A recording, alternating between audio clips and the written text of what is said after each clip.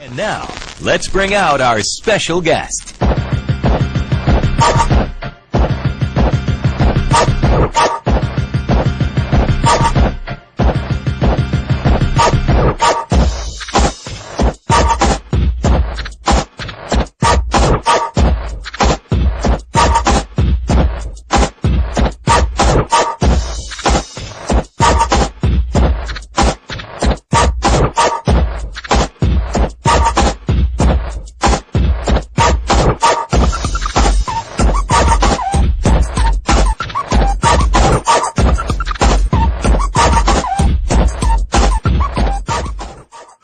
Blood sacrifice for fame.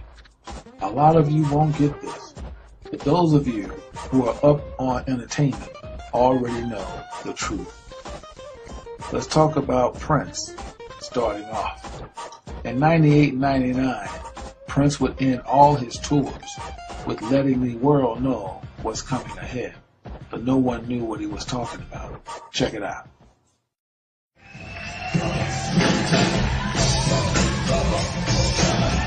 We got one more, but we gonna get out.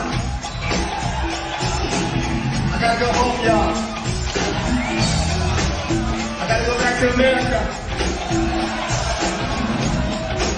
I gotta go get ready for the bomb. Osama Bin Laden getting ready to bomb. Osama Bin Laden getting ready to bomb. Osama Bin Laden getting ready to bomb.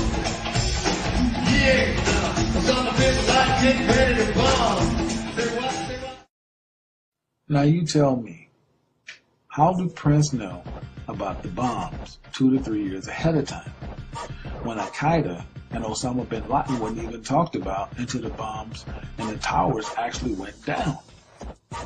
That lets you know the elite lets these guys know what's up ahead of time. Once you hit that $50 million marker, you become very special to the elite, and it lets you know what they know. And by Prince being an artist, they like for you to sing about it. They also, if you're a big-time movie director, they like for you to put it in your movies. They tell us every day, but most Americans are brain dead.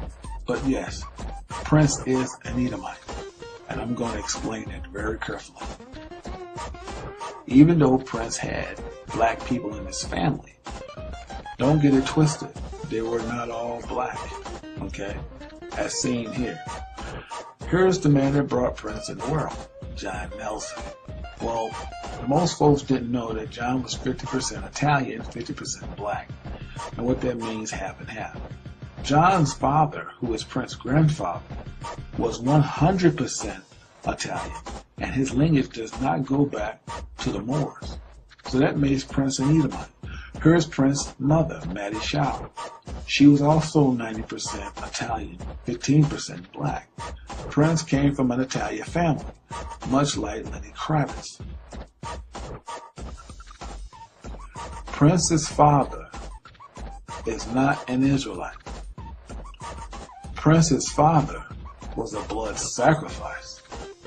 And Prince is a straight up flaming faggot, and on top of it, he's an Edomite.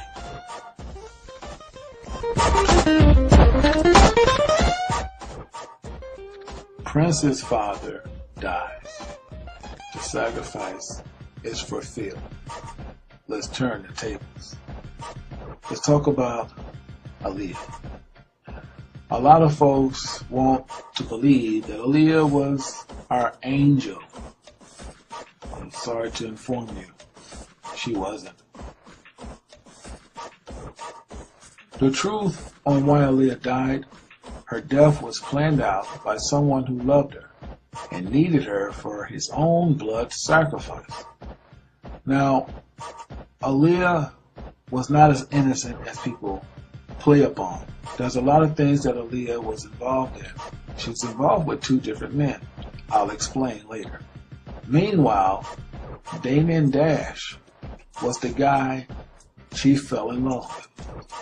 And while Damon Dash had Aaliyah falling in love with him, or as he said, he fell in love with her as well, Damon Dash was involved with another woman. We will show you that woman as the film is rolling. Damon and Dash didn't have love for Aaliyah. Damon and Dash really didn't give two squats about Aaliyah. But what he did need her for is for his own journey. See, Damon and Dash took the oath, just like his partner Jay-Z. And they all know about the sacrificing to become famous and wealthy. Well, let's just turn back the tables. Because before Dash, Jay-Z was popping this. Oh yeah, don't get it twisted. Jay-Z and Aaliyah had a thing going on. That is not a lie if you've seen it in the past. Jay-Z would meet Aaliyah at the club or sometimes bring her to the club. The thing is, Damon used to see Jay-Z with her. But Jay-Z really didn't have an interest. He kind of liked her, but he didn't. Dash really wanted her for other reasons, as seen here. Aaliyah was kind of giving out, I hate to say it this way, but Aaliyah was kind of giving out like a joint. She was what they call a jump around with these two particular guys. In Aaliyah's last film, she plays this demonic vampire evil witch. It's amazing that certain roles you take can depict how your life will play out. And the final role that Aaliyah played, she played this witch being turned into ash into stone. But little did she know that playing a film would come out to be reality. Aaliyah playing Nosedive because it was way overweight. Everyone aboard pretty much died.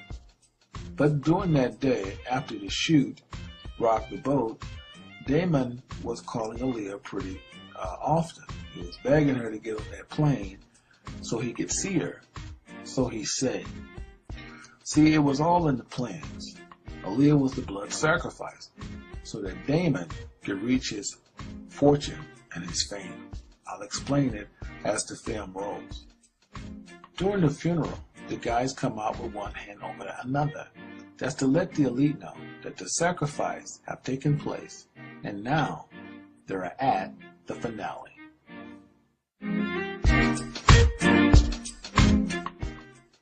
Rachel Roy is well aware of the sacrifices that goes on in Hollywood.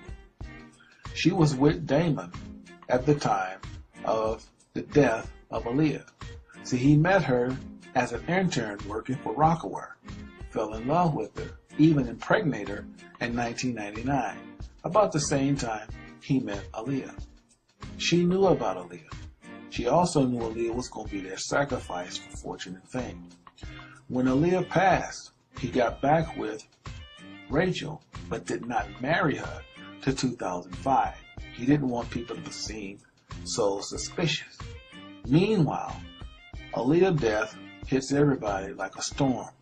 But don't get it twisted. What you didn't know is that Aaliyah was down with the Baphomet. Now, she wasn't down with the sacrifices, especially if she knew she was going to be sacrificed. But Aaliyah would always throw up her Baphomet sign like all the rest of them, because she was a part of the brotherhood as well, on the female side. Don't get it twisted. The women sell out too. What did he get for sacrificing her? Rocawear. Pro Kids. State Property Films. The clothing line of CEO. But Damon saw Jay-Z moving faster, so he wanted to get rid of Rocawear. So he sold it to Jay-Z for $30 million. But Jay-Z was always up on game. Jay-Z said, thanks, brother. Took it to his partners and flipped it for $204 million. Talk about screwing you without Vaseline. Ouch. Damon seen Jay-Z moving in the fast lane, so Damon would have secret talks and try to work out a distribution deal behind the elite's back. Jay-Z went and told leaders of the Boule this would make Jay trustworthy and give much wealth for his snitching.